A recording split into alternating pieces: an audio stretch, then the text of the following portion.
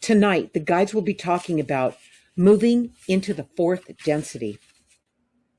The takeaway from this week's episode is moving into the fourth density reality is a choice, but not an option. Moving into the fourth density reality will make you feel like you're being pushed through a doorway. Think about how the world seems to you now, especially after last year. Does it feel like you're being pushed? Does it feel like you're being forced to make changes? You have a choice, but you know what? If it feels like you're being pushed through a door, it's not something you can avoid. So it's not an option.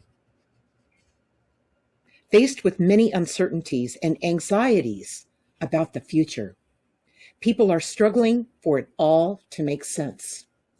The chaos in the world is a breakdown of the old structures and systems. Observing this is your wake-up call and not to be feared. People are not sure what or who to believe. There is much confusion, which is okay because you are limited by the third density consciousness. We're moving into the fourth, but it's still hanging on to you. It's your choice in how much you're going to let that happen. The process of moving into the fourth density is learning to accept yourself while serving others. It's why you came here. Okay. Ray, what do we have? Do we have some comments? Well, do we have some comments in the Netherlands? Yeah. Okay, Viola says, so, moving into the fourth density is a choice. That makes me feel, that feels to me that we step into it deliberately with awareness. That feels quite exciting to me. About the stuff we are carrying with us, whether material or emotional, that I refer to as the baggage we have in our lives, like 30 pairs of high heels to match the 25 dresses to wear to the office. Well, the office is now closed, so I have no one to show it to. And those high heels, I can only wear them pain-free for about 30 minutes. Why do we buy this stuff? Yeah. Why do we want this stuff? It feels to me like the stuff is your entourage following you around. It fluffs up the person, myself, as if the person was not good enough in the first place. I realize that by doing this, buying this stuff, it gives me eventually a feeling of lack instead of wealth. Lack, like in being not enough as the person I was, or that we are. What about the emotional baggage? Why do we drag some emotions with us? Is it also to make ourselves look more interesting, just like the stuff we buy to wear? The negative emotions give me feelings of lack, of not being good enough. I guess it's about choosing deliberately to let all the stuff go.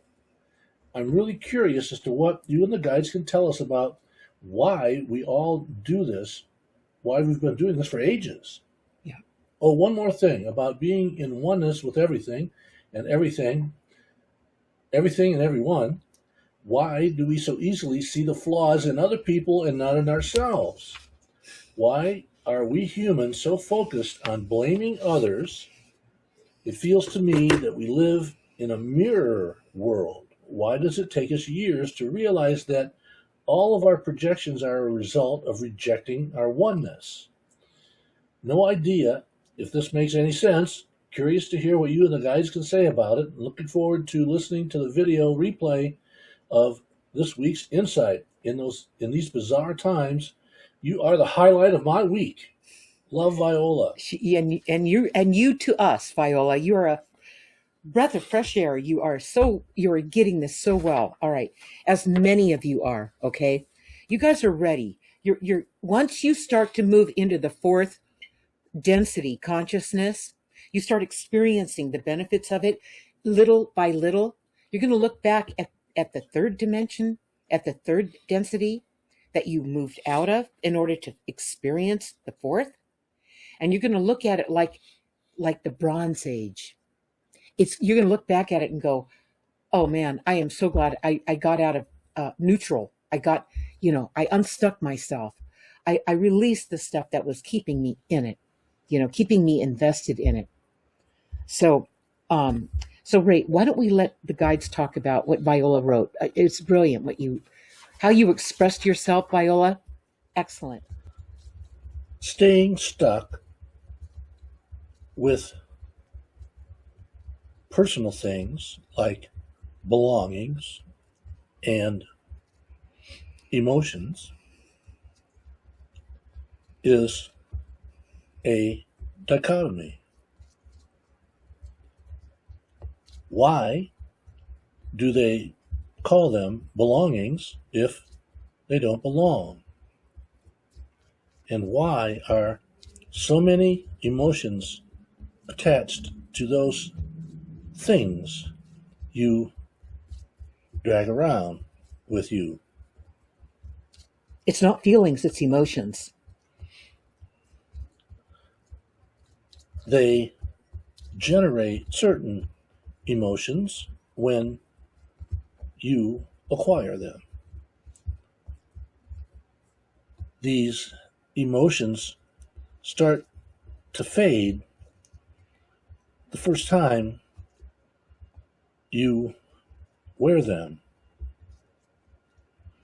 After all, you can't wear the same thing to the next party. You have to look like you are changing. However, you aren't changing. You're just the same person in new clothes. Underneath the new clothes are the same emotions you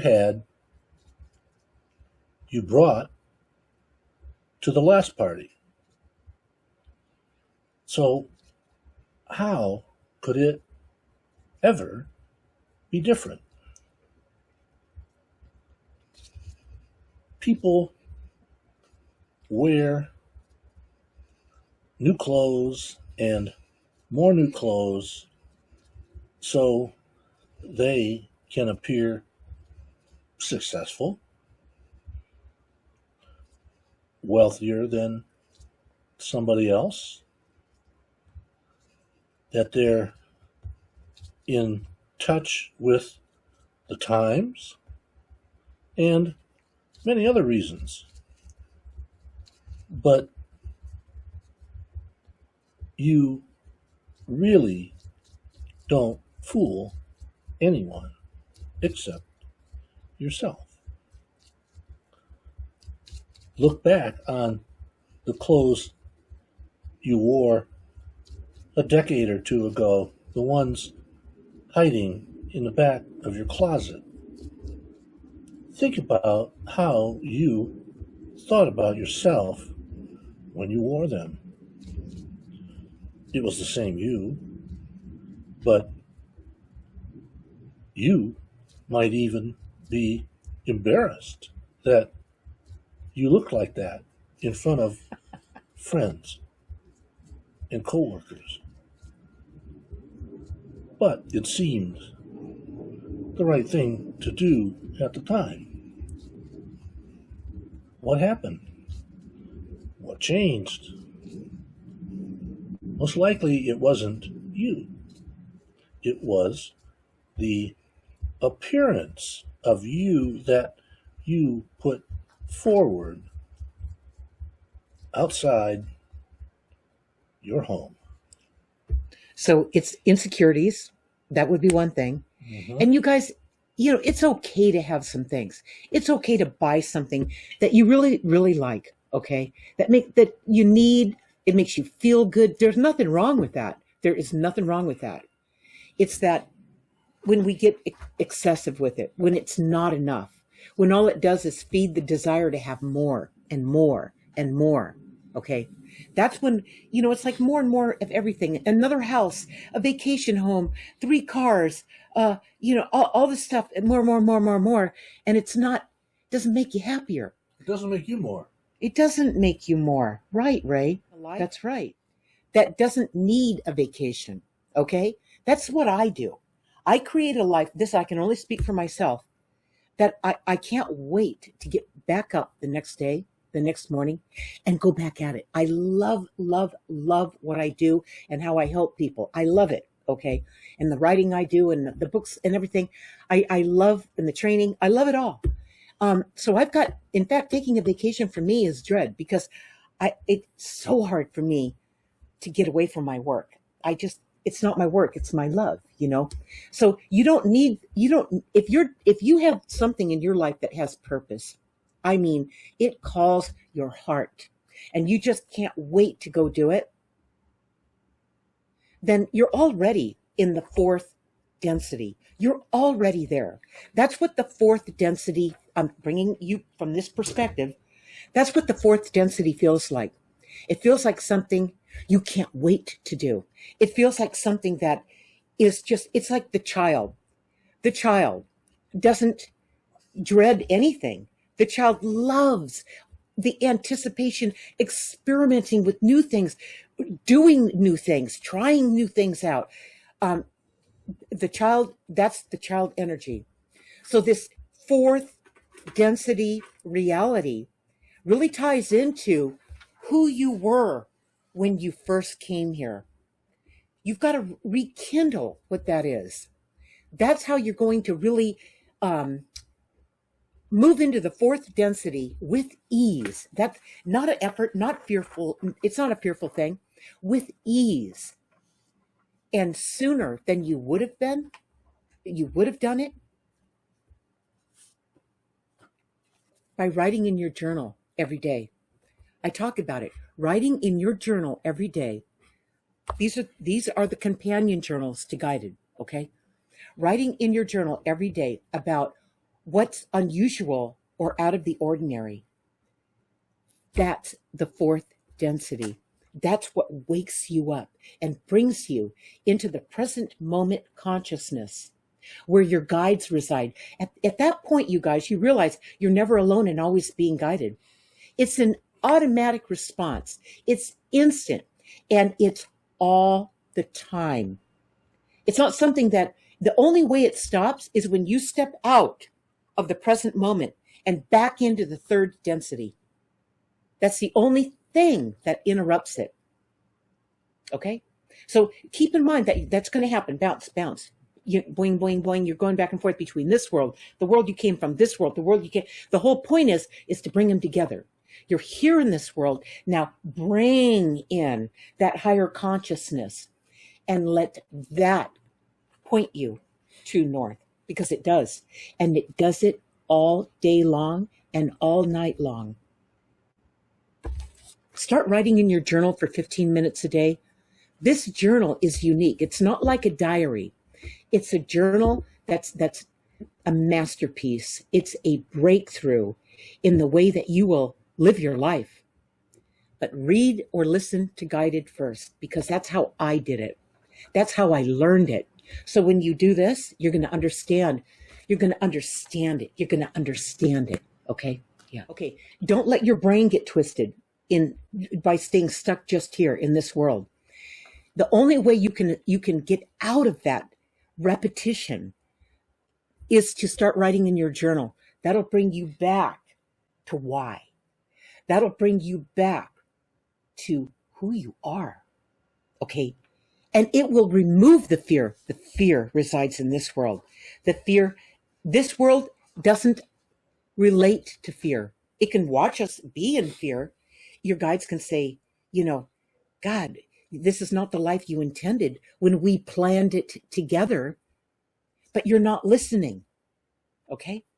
When you start writing it down and you look back, you grab your journal after you wrote it down, a week from now, 2 weeks from now, what you wrote down, a month from now, You wrote down, you read chronologically what you wrote down.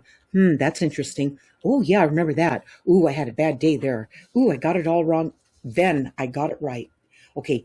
And you start to see what the habitual patterns are that you're stuck in. Okay. And then once you do that in part 3, you start to identify where you're hung up, where you can see it on the pages once you review it, because you guys, you can't see it when you're in it.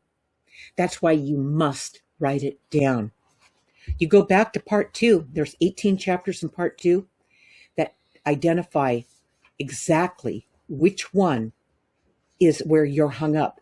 And the part 2 has to do with when you first came here, and the people in this world imposed the way things were supposed to be, what you should do, what you can't do, what's expected of you, the way you have to be, present yourself, be respected and bring respect to the family and all that. Okay. That took who you were and eliminated it.